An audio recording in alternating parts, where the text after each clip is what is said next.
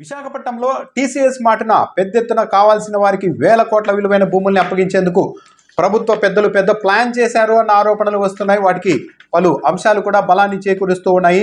టీసీఎస్కు విశాఖపట్నంలో 21 ఎకరాలను కేవలం ఎకరాకు 99 పైసలకే అప్పగిస్తున్నట్టు కూడా రాష్ట్ర ప్రభుత్వం ప్రకటించింది.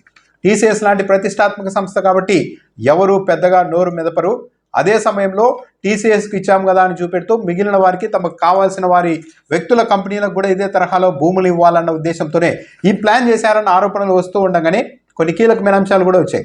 విశాఖపట్నంలో టీసీఎస్తో పాటు వుడ్సా క్లస్టర్స్ అనే కంపెనీకి కూడా భారీగా 60 ఎకరాల భూమి, ఏకంగా ఈ 60 ఎకరాల భూమి విలువ దాదాపు 3,000 కోట్ల రూపాయలుగా ఉంటుందని చెప్తూ ఉన్నారు.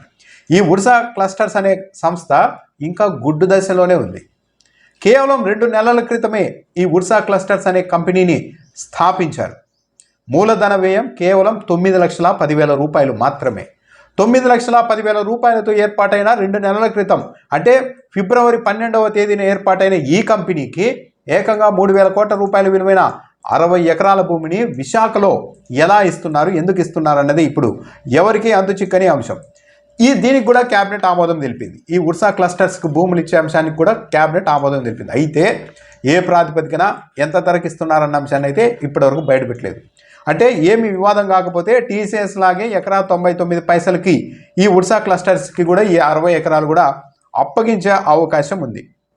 హైదరాబాద్ వేదికగా ఏర్పాటైన ఫిబ్రవరి 12వ తేదీ హైదరాబాద్ వేదికగా ఏర్పాటైన ఈ కంపెనీని స్థాపించింది ఎవరు అంటే ఏపీ వాళ్ళే. పెందుర్తి విజయ్ కుమార్ అనే వ్యక్తి ఒకరు కాగా మరొకరు ఒక సాఫ్ట్వేర్ ఇంజనీర్, అమెరికాలో సాఫ్ట్వేర్ ఇంజనీర్, ఏపీకి చెందిన అబ్బూరి సతీష్. ఈ ఇద్దరు కలిసి ఈ కంపెనీని ఏర్పాటు చేశారు. 2 నెలల క్రితం ఏర్పాటు చేసిన ఈ కంపెనీ 9,10,000 రూపాయల మూలధన వ్యయంతో ఏర్పాటైన ఈ కంపెనీకి అప్పుడే 3,000 కోట్ల రూపాయల విలువైన దాదాపు విశాఖపట్నంలో 60 ఎకరాలు ఇవ్వడం అన్నది ఇప్పుడు ఒక సంచలనాంశంగా మారింది. ఇదంతా ఒక క్విడ్ ప్రోకోలో భాగంగానే జరుగుతోందని వైఎస్ఆర్ కాంగ్రెస్ పార్టీ చాలా గట్టిగా ఆరోపిస్తోంది.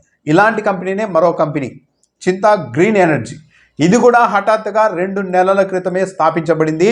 తిరుపతి సత్యసాయి జిల్లాలో 10,000 కోట్ల రూపాయలు గ్రీన్ ఎనర్జీలో పెట్టుబడులు పెడతాం అంటూ ఈ కంపెనీ ఒప్పందం చేసుకుంది. ఈ కంపెనీ ఎవరిది అంటే నవయుగ సంస్థ గ్రూపుకు చెందిన విశ్వేశ్వరరావు ఈ కంపెనీ డైరెక్టర్. అంటే నవయుగ గ్రూప్ అంటే రామోజీరావు వాళ్ళ బంధువులకు సంబంధించింది. అందులోని వ్యక్తి విశ్వేశ్వరరావు దీనికి ఇదిగా ఉన్నారు. ఈయన ఏం చెప్తున్నారు, గ్రీన్ ఎనర్జీ తయారు చేస్తామంటూ 1,000 ఎకరాల భూమిని అక్కడ తీసుకునేందుకు సిద్ధమవుతున్నారు. అంటే ఇది కూడా ఒక విధంగా మాయాజాలమే. మరో కంపెనీ ఇండిచిప్, ఇది కూడా ఇలాంటిదే, ఇంకా గుడ్డు దశలోనే ఉంది. హఠాత్తుగా పుట్టుకొచ్చిన కంపెనీనే.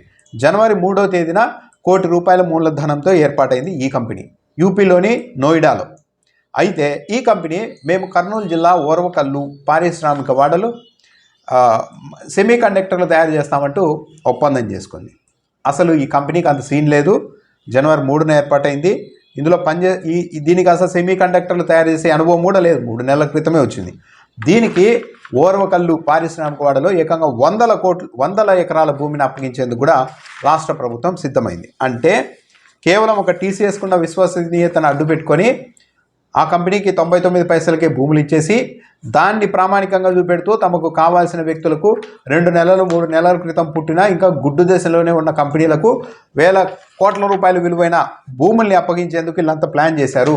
ఇదంతా పక్కా క్విడ్ ప్రోకో అన్న ఆరోపణలు కూడా వస్తూ ఉన్నాయి. లేకుంటే 2 నెలల క్రితం పుట్టిన కంపెనీలకు ఇలా 100,000 ఎకరాలు అప్పగించడం, అది కూడా ఆయా రంగాల్లో ఏమాత్రం అనుభవం లేని కంపెనీలకి ఈ స్థాయిలో భూములు అప్పగించడం అంటే ఇది నిజంగానే ఏదో ఒక మాయాజాలంగానే చెప్పాల్సి ఉంటుంది.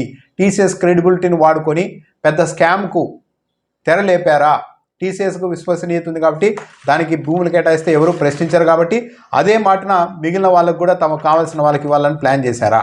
2014-19 మధ్య కూడా నారా లోకేష్ పైన చంద్రబాబు నాయుడు గారి పైన ఇదే ఆరోపణలు వచ్చాయి. న్యాయవాది జడా శ్రవణ్ ఏకంగా హైకోర్టులో అప్పట్లో పిల్లేశారు. నారా లోకేష్, చంద్రబాబు నాయుడు మరికొందరంతా కలిసి తమకు కావలసిన బినామీ కంపెనీలకు, షెల్ కంపెనీలకు 1,000 ఎకరాల భూముల్ని కేటాయించేస్తూ ఉన్నారు. ప్రజాధనాన్ని వివిధ రకాల కారణాలు చెప్పి వాళ్ళకు దోచిపెడుతూ ఉన్నారు. దాదాపు 25,000 కోట్ల రూపాయలు కుంభకోణం చేశారంటూ జడా శ్రవణ్ అప్పట్లో హైకోర్టులో పిటిషన్ వేశారు. కానీ హైకోర్టు మరిన్ని వివరాలతో పిటిషన్ వేయండి అని చెప్పింది. అలా పిటిషన్ వెనక్కి తీసుకున్న జడా శ్రవణ్ ఇంకా ఆ తర్వాత అయితే ముందుకెళ్ళలేదు. ఆ తర్వాత తెలుగుదేశం పార్టీ ప్రతిపక్షంలో ఉన్నప్పుడు తెలుగుదేశం పార్టీ ఛానళ్లలో జడా శ్రవణ్ వైసీపీకి వ్యతిరేకంగా చాలా గట్టిగా కూడా మాట్లాడుతూ వచ్చారు. ఇప్పుడు మళ్ళీ ఆయన తెలుగుదేశం పార్టీ ప్రభుత్వం పైన కూడా గట్టిగానే మాట్లాడుతూ ఉన్నారు. సో అప్పట్లో లాగే ఇప్పుడు కూడా మళ్ళీ ఇలా ఒక పాలసీలు భూముల కేటాయింపులో ఇష్టానుసారం వ్యవహరిస్తూ తమకు కావాల్సిన వాళ్లకు వేల కోట్ల విలువైన భూములు అప్పగించి ప్రభుత్వ పెద్దలు క్విడ్ ప్రోకోకు పాల్పడుతున్నారా అన్న ఆరోపణ అయితే ఇప్పుడు బలంగా వస్తుంది.